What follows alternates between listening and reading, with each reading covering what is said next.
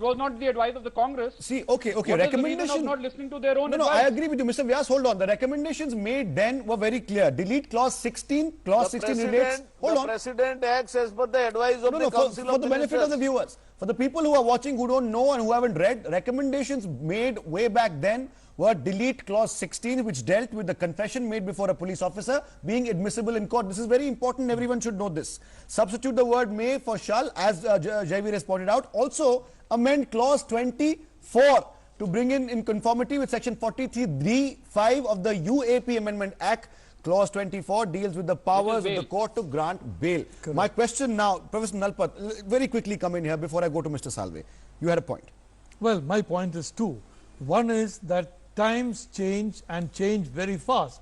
Now, ISIS, for example, did not exist 2 years ago.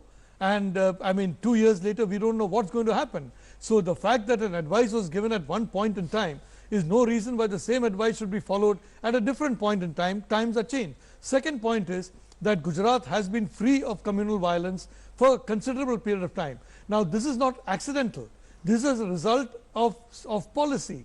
And I can tell you that I'm sure that Mr. Shergill will agree with me that that it's important to continually have vigilance to ensure that this kind of state of affairs continues. But having said that, again, I'd like to say, Atar, I don't agree with this Gujarat bashing that's going on, but I do strongly feel that allowing the police force as a whole to exercise these rights and frankly using and going in for multiple state laws rather than a national law, I don't think these are optimal. Okay, fair point there. Mr. Salve, at the heart of it then, we're coming closer to that particular consensus, I would say. At the heart of it, it's still a political issue in the country, isn't it? I mean, when the government of the day is in opposition, they will oppose the bill they have themselves passed and vice versa. And it goes on. I mean, the TADA was a Congress creation. Also, the stringent caveats in it were the Congress creation, weren't they? Purely political.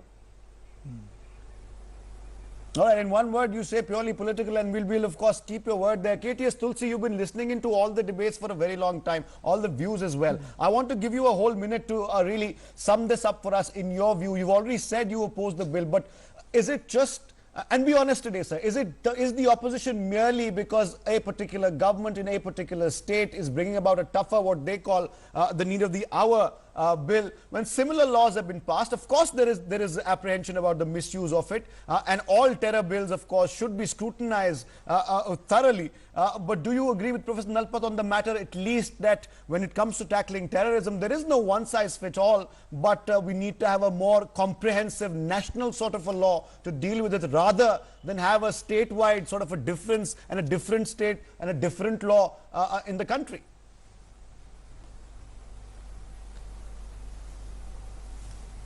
I think the national law already exists. The no, I'm talking about a tougher national law. I'm talking about a tougher national law than we have right now. Comprehensively deals with the situation. I'm talking about a tougher one. If the government wants a tougher one, they can try a tougher national law. I want to say that extraordinary laws, there can't be tougher law than what has been approved by the Supreme Court. I say that extraordinary laws can only be for a limited duration and in specific environment where it calls for a tougher law. But you can't have a tougher law as a permanent piece of legislation in a state which does not at that time justify the existence of such a tougher law. And in this case, giving the power to the entire police force to intercept and then use it as evidence is something very dangerous.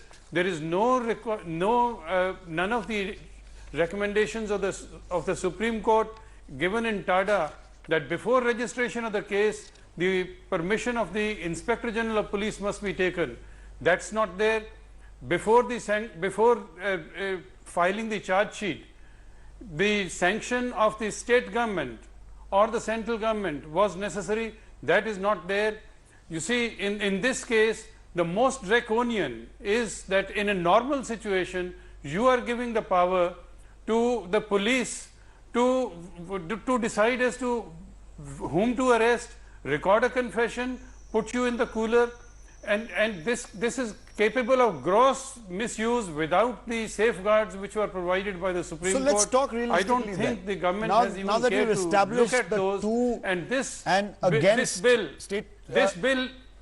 Okay, Mr. Tulsi, now that we've This bill, clearly... this bill, if adopted, if enforced, will be struck down. Okay, I'm glad you said that because I was going there anyway. My point is, now that we've established the stated current positions on this particular Gujarat anti-terror bill, let's now look at the future, because clearly, Professor Nalpat, Arun Jaitley, who is a very important man in the government, clearly is going all guns blazing, saying that no way we are supporting this, we need this, and we're throwing the government's weight behind the state government's legislation. However, there is precedent here. Two presidents have already sent it back, deemed it too perhaps too harsh as well. And Pranab Mukherjee is as tough a president as they come. He's tough as nails. Ultimately, he has to go to him. It is going to him right now, as we understand. The first call really for the government would be to get it past the president. Do you see it happening? Well, I really can't predict what President Mukherjee will do, except to say that he's an extremely seasoned and wise politician. And he has been in our political life for decades, and he has had an exemplary record in this political life. I simply want to say, Atar, that having regard to all the different points of view that have been expressed, I do believe that that it could be that some of these provisions need a relook.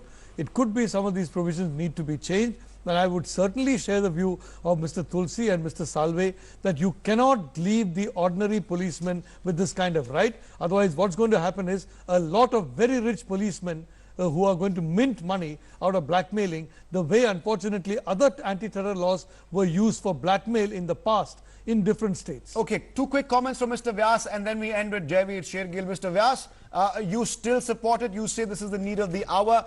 The consensus really, of course, is there are some provisions in this act, some clauses that are cause for concern. Perhaps the government should start by looking at them first, and then we can talk about whether Gujarat needs one right now or not.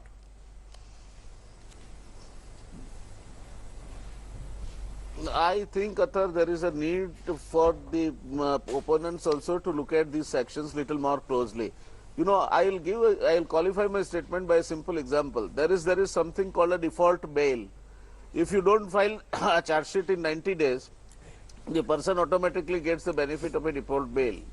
Now, in the present day situation where terrorism and this kind of organized crime doesn't remain an activity within one state or within the purview or boundaries of one state only, it will take time for the police to investigate and file the charge sheet. Second thing, automatically it is not 180 days. From 90 to 180 days, it can be extended on request from the government pleader. So it is not the power of the police. Okay, Jaiveer, we end with you. We'll give you the last word on this one. Who will be okay, Jaiveer, we give you the last word on this. After all, the Patriot Act was something that was implemented by the US government in the Bush era, and the entire country split down the middle there as well. Are we looking, as some activists would tell you today, some jurists and a lot of members of your political party, that this is a step towards a police state? Or would that be stretching it really? I'm asking you again, I've asked you 3 times already. Is your opposition to the Gujarat bill merely rhetorical? Atar, absolutely not. And I urge Mr. Vyas, let not our political battle or their urge to satisfy their own ego create a Frankenstein, which people of Gujarat will repent it later and blame you. This is an absolutely draconian law. We have an existing law. It is a complete code. It deals with it. And God forbid, Gujarat should never pass through that situation which Punjab passed through, that you need a draconian law like this. So please have a relook and a rethink. All right. I think we discussed the pros and cons and everything else in between. Hopefully, I'm not sure that's possible, but we'll take a short break right now. Mr. Nalpat continues to stay with us. Jaiveer Shergill, many thanks for joining us on this one as well. We'll come back with debate number 2, and that, of course, is the BJP National Executive meet and what L.K. Advani seems to be doing there. We'll take a short break. Come right back.